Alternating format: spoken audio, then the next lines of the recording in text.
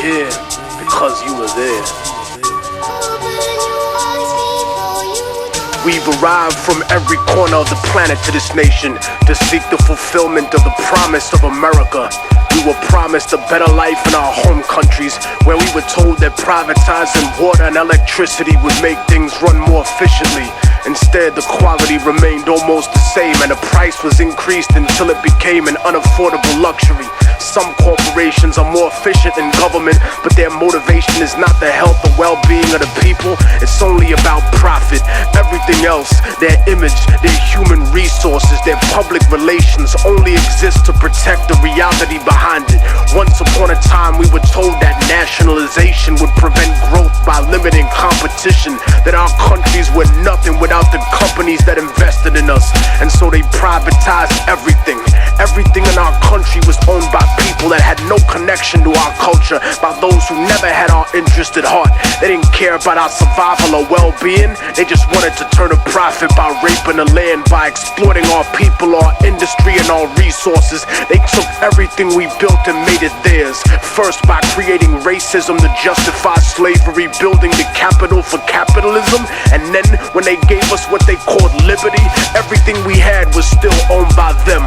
Our governments told us that socialism was the real enemy and that we would have freedom, but the foreign powers and corporations were the ones with the real freedom. The freedom to take all the wealth generated by our work and our land and give us only a small percentage of the scraps from the table. Their lust for power and their greed drove them to betray not only us, but themselves and the word of their own God.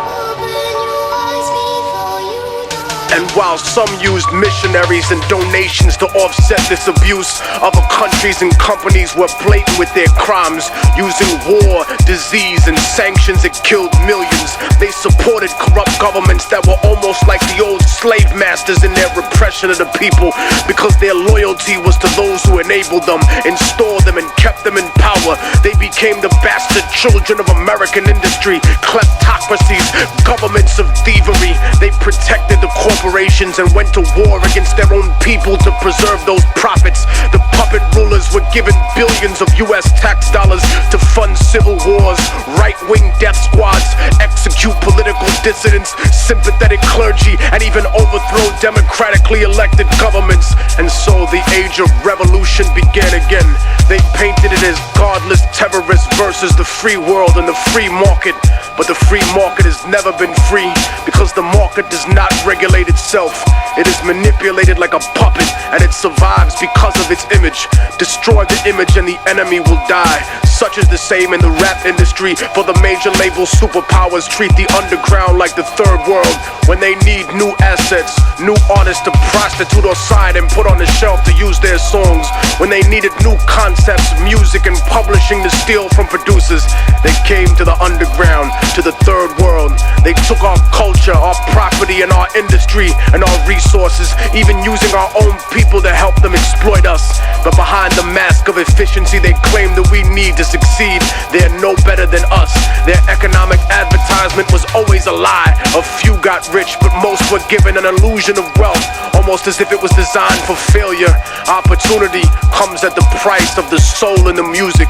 So remember what they are underneath the fancy architecture, glitter and rented jewelry, the cars, the IMF loans, the seeds with suicide genes, 20-year contracts and oil blood money. Build your defenses, my independent brothers and sisters. They'll stop at nothing to get what they want. They paint the third world underground as savage and backward, but the superpowers are no less corrupt. They've just learned to disguise it better, cause they fix elections too. They embezzle tax money, they go to war for resources, they fund terrorism for their own benefit.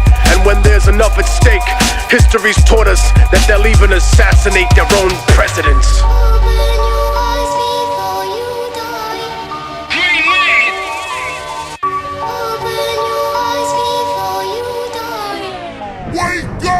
Just as the Columbia we think represents man's finest aspirations in the field of science and technology, so too does the struggle of the Afghan people represent man's highest aspirations for freedom. I am dedicating on behalf of the American people the March 22nd launch of the Columbia to the people of Afghanistan.